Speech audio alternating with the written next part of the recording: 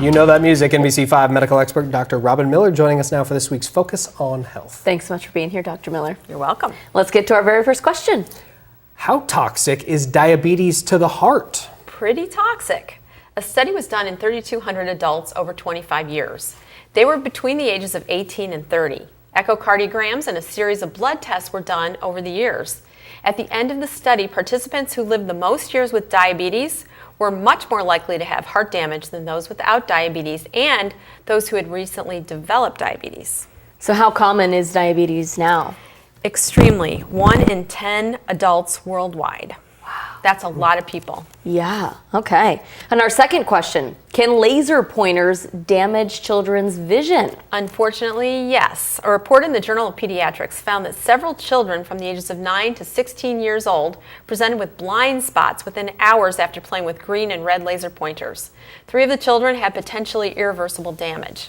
Their vision loss was relatively mild, but even some vision loss isn't good in a child. No, of course not. So what are pediatricians recommending? Stay away from those laser pointers or teach your children how to use them. So one of those kids was 16 years old and he should have known better. Wow. Yes. Think about how terrible, pilots don't like to have them. Right. Kids don't need to have them in their eyes No. either. Not a good idea. Not a good idea. Okay. Dangerous stuff. Yeah, keep it away. All right, our last question. Do dogs process words the same way that people do? That's a great question.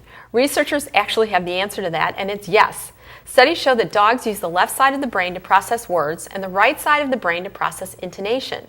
Using praise words with different intonations, they figured out the answer to the question. They studied 13 dogs of different breeds. They were trained to remain motionless in an MRI scanner for 7 minutes, not an easy task, while they listened to words from trainers. They were given praise words with different intonations, and the reward center in the dog's brain was activated with praise words and praising intonations. So it was the right side of the brain that lit up. Oh my goodness. Okay, so what will the outcome of this study help with? I think it helps with dog training and maybe getting dogs to do other things to help people. Incredible. They could sit in there for 7 minutes. 7 minutes, that was pretty amazing. Anyone Most who people has a can't do dog- that. The most amazing part about it, I know. honestly. Yeah, wow. Very cool. All right, we want to let you know that you can send your questions in to Dr. Robin Miller right there at the address on your screen, or better yet, email them in, drmiller@kobi5.com. Look for the answers to your questions right here next Tuesday night. Dr. Miller, always a pleasure. Thanks for being here. You're welcome. Adam Colfax up next with your full weather forecast. But first, take a look at what's coming up tonight in primetime.